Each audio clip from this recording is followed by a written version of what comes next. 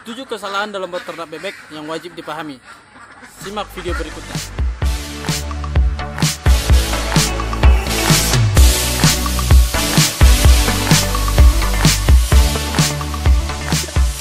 Selamat datang kembali di channel saya, Naik Sinaga. Dalam pembahasan kali ini kita akan membahas yang namanya 7 kesalahan dalam beternak bebek menurut pengalaman pribadi saya. Oke, alangkah baiknya sebelum kita lanjutkan video kita, teman-teman like, subscribe dan klik loncengnya ya, supaya teman-teman juga menerima notifikasi dengan cepat dari update-update terbaru video kita ya. Oke teman-teman, selanjutnya kita akan lanjutkan ya, tapi tonton juga sampai dengan selesai supaya teman-teman juga mengerti ya. Ada 7 kok, cuman 7 ya. Ya, pertama kita akan membahas yang namanya pemilihan bibit ya, pemilihan bibit. Pemilihan bibit di sini kita akan membicarakan yang namanya ada bibit unggulan.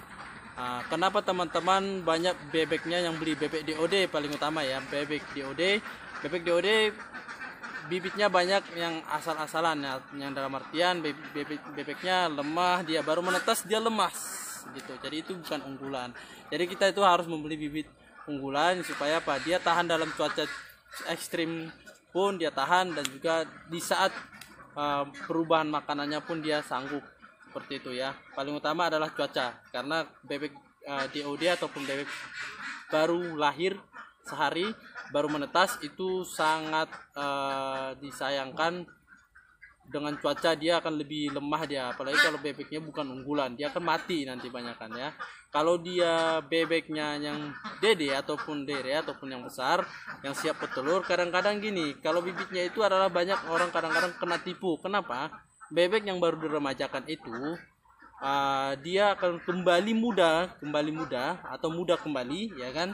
Jadi dia itu seperti usia 4 atau 5 bulan yang siap bertelur, seperti itu. Jadi kaki-kakinya, kulit area yang keras, yang tua, dia itu akan mengelupas, bulunya akan mengelupas, dan tubuh bulu yang baru, dan dia itu akan seperti bebek yang baru usia 5 atau 4 bulan, seperti itu. Jadi memang di sini kita akan berhati-hati dalam pemilihan itu ya, teman-teman harus bisa perhatikan. Oke, kita lanjutkan. Yang kedua, ini ada minimnya pengetahuan dalam berternak itu sangat mempengaruhi dalam berternak. Kenapa seperti itu? Karena ada banyak orang yang tidak mengerti apa-apa tapi dia modal nekat. Nah, walaupun modal nekat tapi tidak mau belajar, kan disayangkan sekali. Yang ada apa? Dia akan kebingungan, ada masalah dengan bebeknya, dia akan kebingungan, ada penyakit, dia akan kebingungan dan bahkan malu bertanya. Karena dia cuma modal nekat dan nggak mau belajar ya. Jangan malu bertanya. Pengetahuan adalah yang paling penting dalam berternak ya. Jadi jangan asal udahlah, namanya juga binatang pelihara, ternak aja seperti itu. Nggak boleh seperti itu teman-teman ya. Jadi benar-benar harus kita perhatikan ya. Oke, lanjut. Yang ketiga, menjaga kebersihan kandang. Nah, menjaga kebersihan kandang ini sangat diperlukan. Kenapa? Karena bebek itu harus nyaman dalam kandang. Kandang bebek pun tidak boleh terlalu basah ya, dia itu harus selalu kering ya, dan juga nyaman. Dan kandang itu kalau bisa sesekali disemprot menggunakan backlin. Nah, yang amannya backlin, saya menggunakan backlin seperti itu. Kalau teman-teman menggunakan yang lain ya monggo. Kalau memang pengalaman teman-teman menggunakan yang lain itu bagus, monggo, nggak apa-apa ya. Tapi kalau menurut pengalaman saya menggunakan backlin dan juga itu tidak mempengaruhi, kalaupun kena ke bebeknya itu nggak mempengaruhi untuk kesehatan bebeknya, seperti itu. Nah, cara-cara untuk membersihkan kandang bebek atau ternak bebek kita ini simak videonya ya, ada di sini videonya, dan juga video sebelumnya pun ada ya. Itu nanti teman-teman bisa cek di video-video saya sebelumnya, sudah ada ya, teman-teman bisa cek seperti apa ya, pemberian gula merah dan segala macam ada. Oke ya, kita lanjut teman-teman. Kenapa prioritas kebersihan itu dalam ternak bebek? Memang seperti saya bilang tadi, adalah kenyamanan paling utama, dan juga dia terhindar dari penyakit. Kalau basah itu terkadang, kalau basah, namanya basah kan, dia itu lebih rentan terkena penyakit virus. Jadi itu akan mengendap, virus-virus dan kuman-kuman itu akan mengendap di dalam kotoran bebek yang basah. Itu memang harus diganti ya, kasih sekam, kulit kayu, seperti itu ya. disemprot ya, seperti itu ya. Jadi memang harus diperhatikan kalau seperti ini. Sama halnya dengan manusia, kalau rumah kita kotor penyakit pun akan banyak seperti itu. Kandang bebek pun seperti itu, nggak perlu disiram ya, yang penting nyaman aja, yang penting kering seperti itu ya. Oke, kita lanjut 4 ya. 4 ini adalah tidak adanya feeling. Kenapa dibilang feeling? Sangat diperlukan dalam berternak. Yang kita pelihara ini hewan ya, bukan tumbuhan.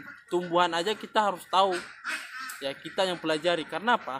Hewan ini tidak bisa berkata ya, atau mengatakan kalau dia lagi nggak mood makan, nggak selera makan, ataupun dia lagi sakit. Bebeknya nggak mengerti, ataupun bebeknya teriak itu bilang apa, bebeknya ya asal kita nggak mengerti apa yang di suara bebek itu seperti apa kalau kita nggak ada feeling seperti itu. Jadi kita harus pelajari. Contoh, tiba-tiba bebeknya diam, zer, itu kenapa?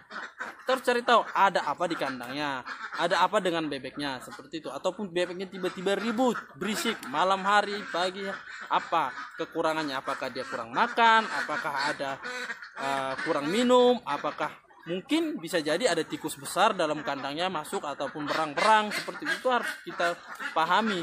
Ataupun masalah-masalah untuk penyakit, kita itu menggunakan feeling dan pengetahuan. Tidak bisa kita sembarangan, wah yang penting ternak nggak boleh teman-teman ya. Benar-benar kita harus tahu seperti itu. Jadi kita harus menjiwai apa yang kita kerjakan, ataupun apa yang kita ternak, kita harus tahu seperti itu. Feeling kita harus pakai seperti itu, karena itu penting. Pelajari lebih dalam lagi, coba teman-teman simak, perhatikan dalam berternak ya. Itu akan teman-teman akan paham seperti apa menggunakan feeling dalam berternak itu ya. Pemberian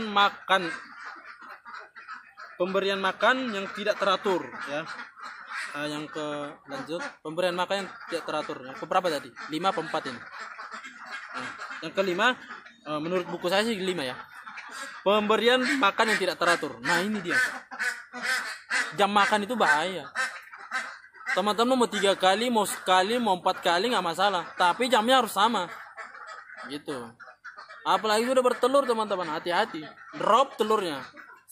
Sekarang jam 8, besok jam 10 ataupun jam 12 drop telurnya. 2 minggu lagi tunggu teman-teman, baru normal lagi telurnya, kan yang rugi kita gitu. Jadi harus ini lagi ya, jam makannya harus perhatikan. Kalau saya kasih makan sekali ya, jaraknya itu ya dari jam 8 sampai jam 9.30 itu paling lama. Jam 9.30 itu paling lama, itu harus kelar semua makan seperti itu ya. Jadi harus perhatikan, jangan asal kasih makan yang penting 4 kali, bukan yang penting 3 kali, bukan. Kalau sudah bertelur sensitif bro, bahaya gitu. Nah selanjutnya yang keenam itulah faktor stres yang saya bilang tadi. Ini ada hubungannya juga sebelumnya ya. Semua ini berkesinambungan. Faktor stres, menurut pengalaman saya, bebek itu stres dengan banyakkan stres adalah dengan perubahan itu adalah contoh, tiba-tiba membersihkan kandang secara tiba-tiba, dalam artian gini, membersihkan kandang itu kalau kita biasanya 2 orang, tiba-tiba membersihkan kandang datang 4 orang. Wow, itu bebeknya pasti mondar-mandir, kabur itu. Memberikan makan ataupun ngasih jadwal makan, kita kasih makan bebeknya contoh 2 orang ataupun 1 orang, tiba-tiba datang rame-rame, itu stres bebeknya. Perubahan cuaca yang tidak menentu itu akan stres ya. Biasanya nggak hujan, musim kemarau, tiba-tiba musim hujan dan angin kencang, ada petir lagi, nah, kan ya, itu dia jadi masalah. Jadi bebeknya akan stres itu. Teman-teman perhatikan, itu pengalaman saya ya, itu yang saya pelajari. Nah ya kan, jadi teman-teman pun harus mengerti untuk ini ya. Jadi untuk pemula, teman-teman paling utama nih pemula ya, harus pahami hal seperti ini ya. Jangan kasih bebeknya langsung stres. Tiba-tiba biasanya saya ini adalah udah biasa kasih makan sendiri. Nah, tiba-tiba besok ada kawan yang saya pengen tahu dong gitu. Nah, tiba-tiba dia datang dibawa bawa teman lagi dia, kan itu jadi masalah kan. Kalau cuma dia masih mending kita pelan-pelan ya kan. Bawa teman ya kan yang gerasa gerusu ya kan. Nah itu bebeknya stres. Namanya juga makhluk hidup, namanya juga hewan. Dia kan nggak ngerti. Ya.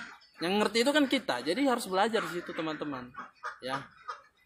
Jadi yang mengerti itu adalah kita, bukan hewannya ya. Teman-teman harus pelajari seperti itu ya. Yang ke-7 terakhir ya, gonta ganti pakan. Oh teman-teman, gonta ganti pakan. Cuman kita manusia yang suka makan ini nggak selera, ganti lagi ya untuk menambah nafsu makan. Kalau bebek enggak bro, hati-hati teman-teman. Jadi gini teman-teman, ini pakan A, ini pakan B, ini bagus, tapi ada yang lebih bagus. Teman-teman beli ini, mau ganti yang ini, jangan langsung besoknya ganti. Besoknya teman-teman langsung ganti ya, drop telurnya, tunggu 3 minggu. Ini bukan 2 minggu, ini 3 minggu bertelur lagi, normal lagi.